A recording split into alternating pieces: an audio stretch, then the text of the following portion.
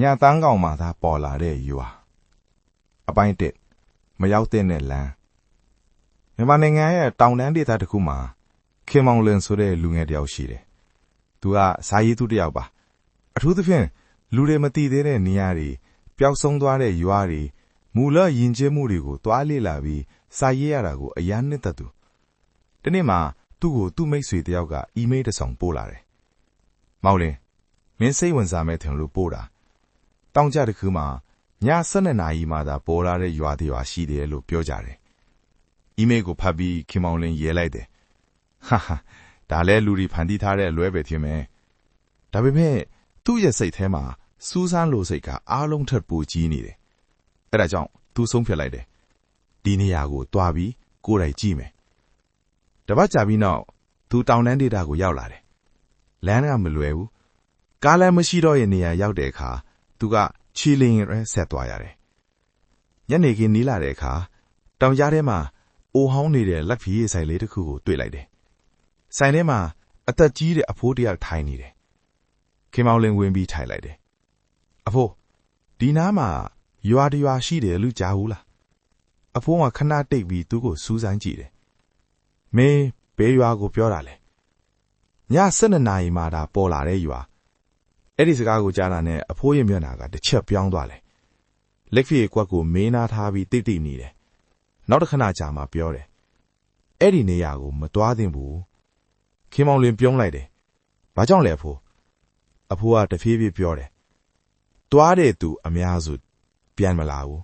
။ခင်မောင်လင်အနှဲငယ်စိတ်ဝင်စားလာတယ်။ဒါဆိုပြန်လာတဲ့သူရှိလား။အဖိုးကောင်းငိတ်တယ်။ရှိတယ်။ဒါပေမဲ့သူတို့ပြောတာတူတူပဲ။ဘာပြောလဲ။အဖိုးမျက်လုံးနက်နက်နဲ့သူ့ကိုကြည့်ပြီးပြောတယ်။အဲ့ဒီရွာကိုတစ်ချိန်ရောက်သွားရင်နောက်တစ်ခါမသွားချင်ပဲနဲ့တော့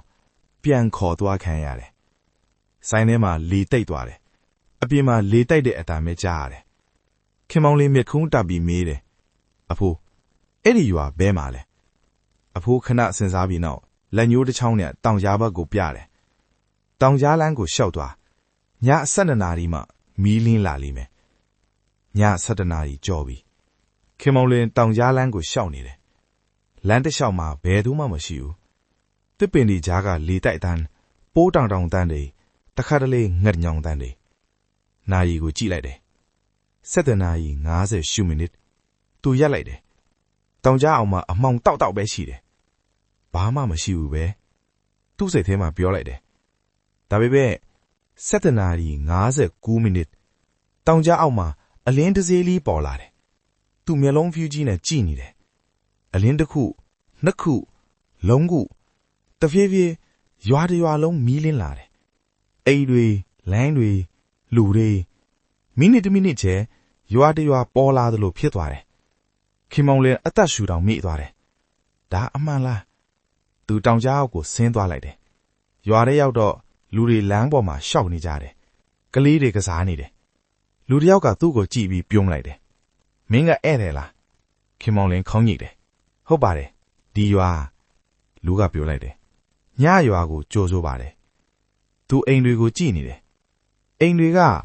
အရန်ဟောင်းတယ်လို့ပဲ။ဒါပေမဲ့အားလုံးအသက်ရှိတယ်လို့လှုပ်ရှားနေတယ်။တစ်ချိန်မှာအိမ်တလုံးရွှေ့မှာမိန်းကလေးတယောက်ကိုတွေ့လိုက်တယ်။သူမမျက်လုံးတွေကအရန်ထူးကြတယ်။သူမမေးတယ်။မင်းဒီတို့ဘာကြောင့်လာတာလဲ။စာရေးဟိုမိန်းကလေးကခဏတိတ်ပြီးပြောတယ်။ဒါဆိုမင်းမနဲ့မလင်းခင်ပြန်သွားတဲ့နဲ့။ဘာကြောင့်လဲ။သူမအထန်တိတ်တိတ်နေပြောတယ်။မနဲ့လင်းနေဒီရွာကပျောက်သွားတယ်။ခင်မောင်လင်ပြုံးလိုက်တယ်။ဒါဆိုလူတွေဘာဖြစ်လဲ။မိန်းကလေးမျက်လုံးနဲ့နဲ့သူ့ကိုကြည့်ပြီးပြောတယ်။ဒီရွာထဲမှာကြံနေတဲ့သူတွေကနောက်တနေ့ညအထိထွက်လို့မရတော့ဘူး။ခင်မောင်လင်မင်းမယ်ဆိုတဲ့အချိန်မှာရွာထဲကကြီးမားတဲ့ခေါင်းလုံးတစ်ဆောင်ထွက်လာတယ်။ဒုံဒုံဒုံလူတွေအားလုံးတိတ်သွားတယ်။မိန်းကလေးကမျက်နှာဖြူသွားတယ်။အိုးမဖြစ်တော့ဘူး။ဘာဖြစ်လဲ။သူမတိတ်တိတ်ပြောတယ်။ရွာထဲကလူတွေဧည့်သည်တယောက်ရောက်လာတာတိသွားပြီ။ခင်မောင်လင်မင်းမယ်ဆိုတဲ့အချိန်မှာရွာထဲကလူတွေအားလုံးတပြိုင်နဲ့သူ့ဘက်ကိုလှည့်ကြည့်လိုက်တယ်။သူတို့မျက်လုံးတွေမှာအယမ်းထူးခြားတဲ့အလင်းတစ်ခုရှိနေတယ်။သူတို့တစ်ထည်းသူ့ဘက်ကိုလောက်လာတယ်။မိန်းကလေးကလက်ကိုချက်ချင်းဆွဲပြီးပြောလိုက်တယ်။မင်းအခုချက်ချင်း ငါ့နောက်လိုက်လာခင်မောင်လည်းမသိပဲသူမနောက်ကိုလိုက်ပြေးလိုက်တယ်ဒါပေမဲ့ပြေးနေတော့မှရွာအလယ်မှာရှိတဲ့အဟောင်းဆုံးအိမ်ကြီးတစ်လုံးကိုတွေးလိုက်တယ်အိမ်တကားပေါ်မှာတစ်ပင်နဲ့ရေးထားတဲ့စာတစ်ကြောင်းရှိတယ်ဒီနေရာမှာဝင်သွားတဲ့သူမိတို့များမပြန်နိုင်တော့ဘူးအဲ့ဒီစာကိုကြည့်ပြီးခင်မောင်လွင်ခြေတလန်းရလိုက်တယ်ဒါပေမဲ့